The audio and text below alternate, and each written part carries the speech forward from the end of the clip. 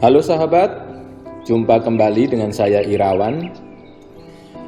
Pada kesempatan ini, saya akan melanjutkan membacakan bab bagian dari 20 pelajaran hidup yang berharga. Pada kesempatan ini, kita akan memasuki ke bab yang pertama, yaitu kesuksesan berarti lebih dari sekedar menghasilkan uang. Penemuan terpenting dalam kehidupan. Saya berusia 39 tahun. Ketika pertama kali memahami arti sukses, apa yang saya lakukan? Menjadi CEO salah satu perusahaan dalam daftar Fortune 500, pulang ke rumah mengendarai Mercedes yang pertama kali yang saya miliki, menang lotre, memenangkan hadiah utama kuis Who Wants to be Millionaire. Bukan salah satu dari hal-hal tersebut. Yang saya lakukan hanya membuat satu penemuan sederhana, tetapi sangat mendalam artinya. Saya menemukan bagian kehidupan berjalan dan hakikat dari kehidupan itu sendiri. Setelah bertahun-tahun kehilangan poin ini, saya mulai memahami apa arti sukses dalam kehidupan dan bagaimana menjalaninya. Dengan penemuan ini, saya mulai mendapatkan dua hal yang selama ini tidak pernah saya peroleh: perasaan damai dan perasaan berharga dalam diri saya. Dari semua itu, yang terbaik adalah saya mulai menikmati kehidupan lebih daripada yang saya alami sebelumnya. Jadi, apakah sesungguhnya penemuan besar ini? Apakah benar-benar ada kiat khusus menjadi orang sukses? Saya yakin ada. Akan tetapi, Anda tidak akan menemukannya terbungkus dalam kemasan yang bagus dan rapi, serta diiklankan di televisi. Bukan hal yang baru, bukan merupakan rahasia, dan juga tidak ada yang ajaib mengenal hal itu. Sehingga semua itu bukan merupakan komoditi yang menarik. Semua itu adalah hal-hal yang terlalu kuno, terlalu sederhana, dan terlalu lugu, namun manjur. Setelah bertahun-tahun saya mempelajari sejarah, filsafat, dan psikologi, saya menyadari bahwa kehidupan dan kesuksesan dapat disederhanakan menjadi beberapa prinsip dasar yang telah ada selama ribuan tahun. Setelah melewati berbagai jalan kehidupan yang berbeda untuk mencari kehidupan yang berarti, saya sampai kembali ke tempat di mana saya memulainya dan menemukan apa yang sekarang saya namakan nilai-nilai kebenaran kuno atau tradisional.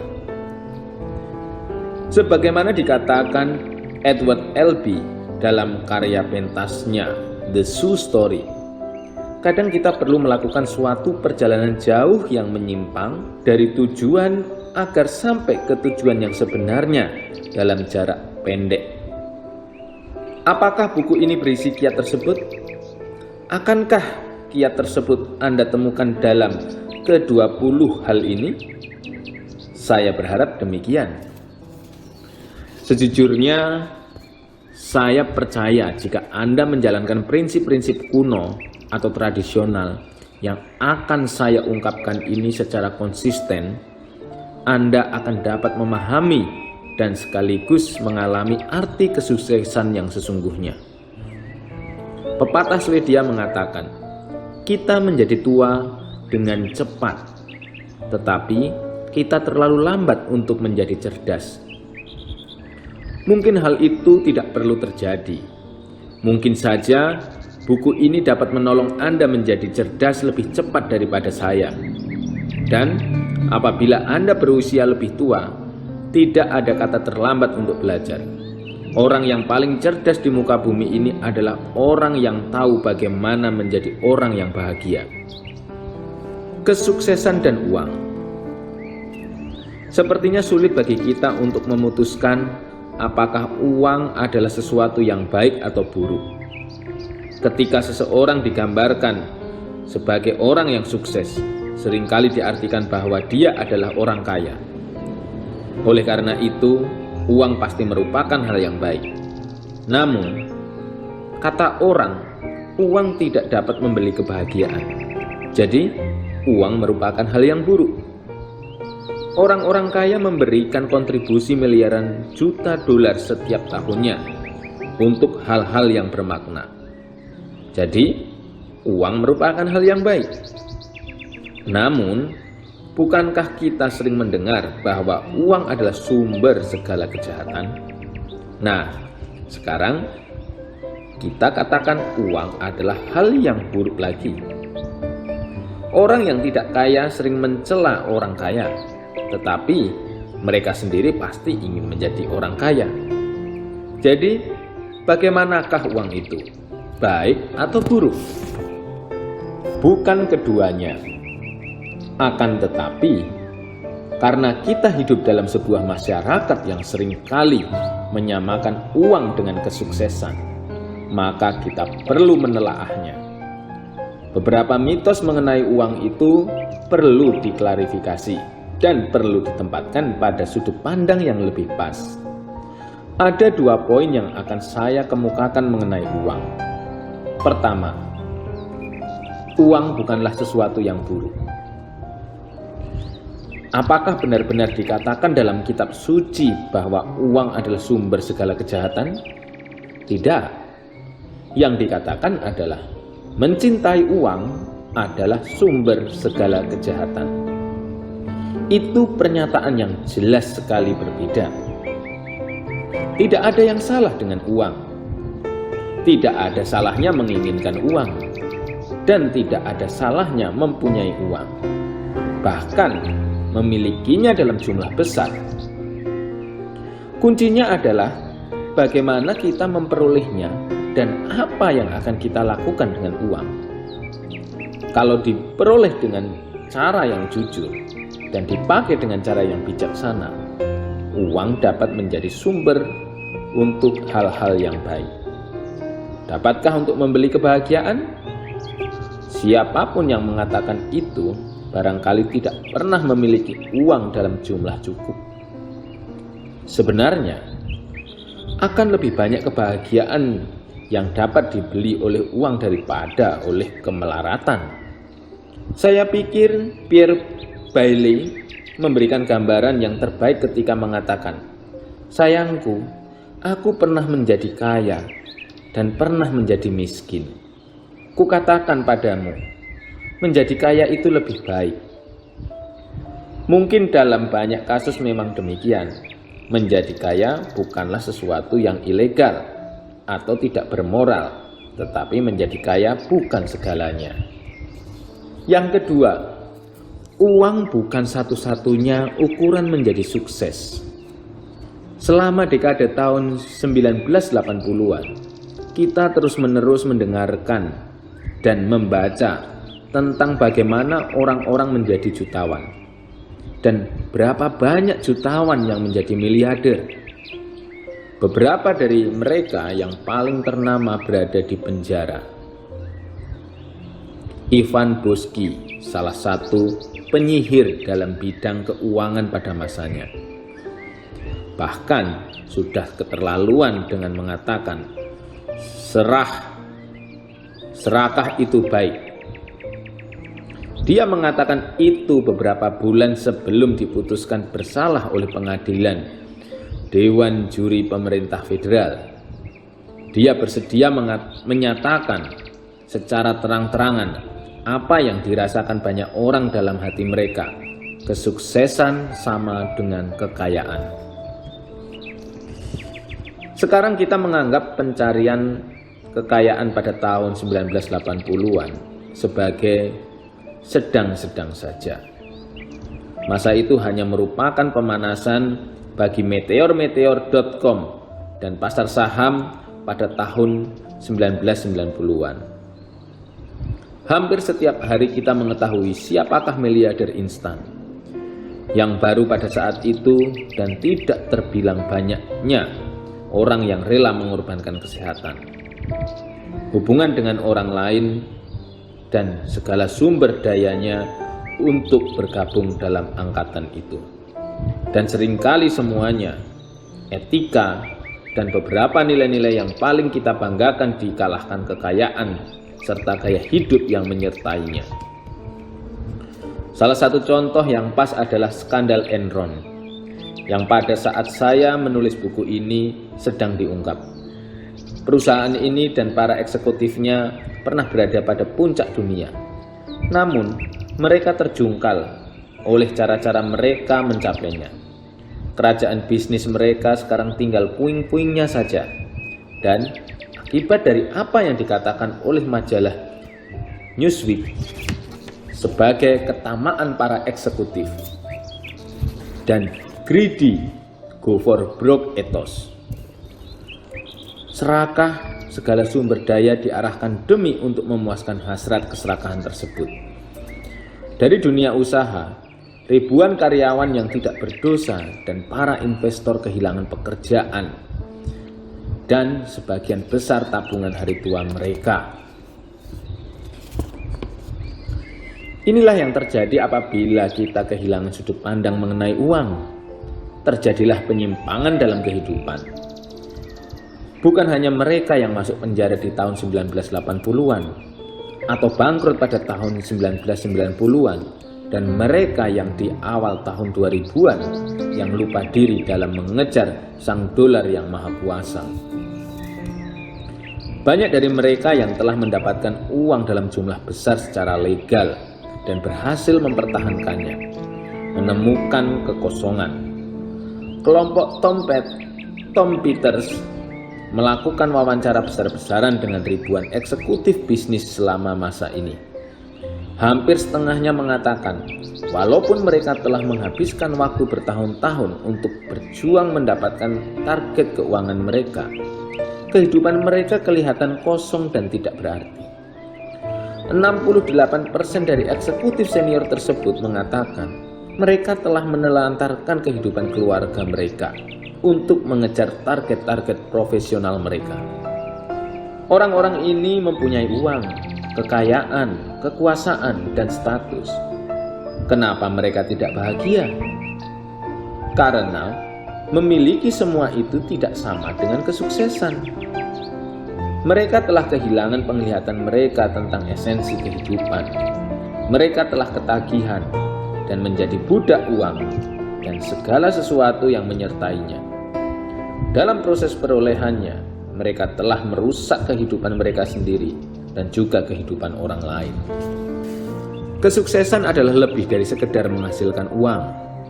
Terlalu menekankan pada betapa pentingnya uang adalah sama dengan menghindarkan diri kita dari hal-hal lain yang dapat membuat kehidupan jauh lebih menarik, bermakna, dan memuaskan. Apakah artinya menjadi sukses? Thomas Carlyle, seorang filsuf besar, pernah menulis, biarlah kita menjadi segala sesuatu yang sesuai dengan kemampuan yang diberikan pada saat kita diciptakan. Saya tidak dapat memberikan definisi yang lebih baik lagi untuk kesuksesan. Kehidupan menantang kita setiap hari untuk mengembangkan kemampuan kita seutuhnya. Kita sukses apabila kita sampai pada pencapaian tertinggi apapun dalam diri kita. Ketika kita memberikan yang terbaik dari apa yang kita miliki. Kutipan yang ada pada awal bab ini mengatakan bahwa kesuksesan adalah suatu proses, bukan hasil akhir. Saya tidak dapat memberikan penekanan yang lebih baik lagi daripada poin tersebut. Kehidupan tidak menuntut kita untuk selalu berada di puncak. Yang diharapkan adalah bahwa kita mengerjakan yang terbaik sesuai dengan tingkat pengalaman kita. Berikut ini adalah apa yang dilakukan oleh orang-orang sukses dalam beberapa wilayah terpenting kehidupan. Orang-orang sukses menerima kehidupan apa adanya, dengan segala kesulitan dan tantangannya. Mereka tidak mengeluh, melainkan beradaptasi dengan keadaan. Daripada menyalahkan situasi atau berdalih, mereka menerima tanggung jawab atas kehidupan mereka sendiri. Mereka mengatakan ya kepada kehidupan meskipun ada unsur-unsur negatifnya dan mengupayakan yang terbaik apapun situasinya. Orang-orang sukses mengembangkan dan mempertahankan sikap positif terhadap kehidupan. Mereka mencari hal yang baik dalam diri orang lain dan dunia. Dan kelihatannya mereka selalu menemukannya. Mereka melihat kehidupan sebagai serangkaian kesempatan dan kemungkinan. Dan mereka selalu mengeksplorasi kesempatan dan kemungkinan tersebut. Orang-orang sukses membina hubungan baik. Mereka peka terhadap kebutuhan dan perasaan orang lain. Mereka penuh tenggang rasa dan penuh hormat terhadap orang lain. Mereka mempunyai cara untuk menampilkan sesuatu yang terbaik dari diri orang lain. Orang-orang sukses mempunyai orientasi arah dan tujuan. Mereka tahu kemana tujuan mereka. Mereka menetapkan sasaran, mencapainya, kemudian menetapkan sasaran yang baru. Mereka menerima dan menikmati tantangan-tantangan. Orang-orang sukses mempunyai keinginan yang kuat untuk belajar tentang kehidupan, dunia, dan diri mereka sendiri. Mereka melihat proses belajar sebagai suatu kegembiraan, bukan beban. Mereka terus-menerus memperkaya kehidupan mereka dengan mempelajari hal-hal yang baru dan menyempurnakan diri mereka. Mereka selalu menemukan hal-hal baru dan mengembangkan diri. Orang-orang sukses adalah orang-orang yang selalu melakukan tindakan. Mereka selalu menyelesaikan masalah karena mereka tidak takut kerja keras dan mereka tidak menyia-nyiakan waktu. Mereka melakukan tindakan dengan cara yang membangun. Mereka tidak terjebak dalam rutinitas ataupun bosan karena mereka terlalu sibuk mencari pengalaman-pengalaman baru. Orang-orang sukses memelihara standar yang tinggi dalam perilaku personalnya. Mereka tahu kejujuran adalah bahan dasar utama bagi karakter seseorang yang baik. Mereka secara konsisten berlaku jujur baik dalam kehidupan pribadi maupun kehidupan sosial mereka. Orang-orang sukses memahami perbedaan antara bertahan hidup dan hidup, dan mereka selalu memilih yang terakhir. Mereka menghasilkan yang terbaik dalam kehidupan mereka karena memberikan yang terbaik dalam kehidupan mereka. Mereka menuai apa yang mereka tanam, dan mereka menikmati kehidupan mereka seutuhnya. Potensi kita untuk memperoleh kesuksesan yang sesungguhnya. Dalam masyarakat kita sekarang ini sangat banyak orang-orang yang tidak pernah memenuhi potensi-potensi dalam diri mereka. Lingkungan mereka mungkin tidak memberikan stimulasi untuk mencapainya, atau mungkin pada kenyataannya menghambat pertumbuhan, kekuatan, kreativitas, dan pertumbuhan. Kita sebagai suatu masyarakat bergantung pada kemampuan kita untuk mengembangkan bakat-bakat dan potensi-potensi dalam anggota masyarakat kita, kata John Gardner. Saya memasang kutipan di atas dalam huruf-huruf besar di ruangan kelas saya selama bertahun-tahun. Kutipan tersebut berfungsi mengingatkan saya dan juga siswa-siswa saya bahwa banyak potensi dalam diri kita yang belum kita sadari. John Gardner adalah mantan Menteri Kesehatan, Pendidikan, dan Kesejahteraan Rakyat. Dia merupakan pendiri Common Cause dan penulis beberapa buku. Dalam Excellent, Gardner menulis bahwa banyak dari kita yang tidak pernah sepenuhnya berkembang karena pengaruh-pengaruh lingkungan kita. Saya sependapat dengannya. Kita benar-benar dijejali oleh terlalu banyaknya pesan yang tidak ada hubungannya dengan kesuksesan yang sesungguhnya. Kita dipaksa mencari penyelesaian yang cepat dan bukannya mencarinya dari dalam sumber daya kita sendiri. Kalau kita tidak mencarinya, kita tidak akan menemukannya, dan kemampuan kita tetap tersembunyi. pada akhirnya kita hanya melihat keterbatasan-keterbatasan, bukan kemungkinan-kemungkinan. Namun, ada sisi positif dari semua ini. Begitu kita menyadarinya, kita dapat melakukan sesuatu terhadapnya. Oleh karena itu, saya punya kutipan lain yang saya tempelkan di sebelah kutipan Gardner tersebut. Berita baiknya adalah periode terbaik kehidupan Anda dapat berada di depan Anda, berapapun usia Anda atau situasi Anda. Kalau Anda memutuskan untuk membuatnya terjadi, karena 90% potensi Anda bukan saja belum dikucurkan atau digunakan, tapi juga belum ditemukan. Itu bukan saja berita yang baik, tetapi berita yang luar biasa, kata Tim Hansel. Tim Hansel adalah seorang petualangan, pembicara, penulis 6 buku, dan orang yang sehari-hari mengupayakan hal terbaik yang dapat dilakukan dalam kehidupannya. Hansel juga mantan rekan sejawat dan teman yang baik. Pada saat kami bersama-sama mengajar mata kuliah psikologi beberapa tahun yang lalu, kami terus-menerus meyakinkan siswa-siswa kami untuk menelaah, menemukan apa yang baik tentang mereka, dan menyadari seberapa besar potensi yang mereka miliki. Kami mendorong mereka untuk menjadi lebih dan berbuat lebih. Mengejutkan, mereka berusia 18 tahun dan belum pernah mendengar hal-hal seperti ini sebelumnya. Kira-kira 1 tahun yang lalu, saya mulai melontarkan tantangan yang sama pada mahasiswa-mahasiswa saya di University of San Francisco. Kebanyakan dari mereka berumur 30-an dan 40-an. Beberapa dari mereka berusia lebih tua. Coba terka. Mereka juga tidak pernah mendapat pengajaran sama sekali tentang potensi mereka.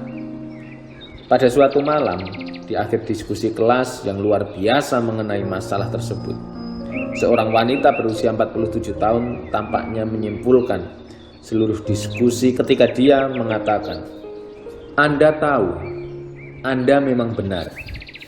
Terlalu banyak waktu yang kami gunakan hanya untuk sekedar melewati kehidupan. Kami seakan-akan tidak menyadari potensi kami.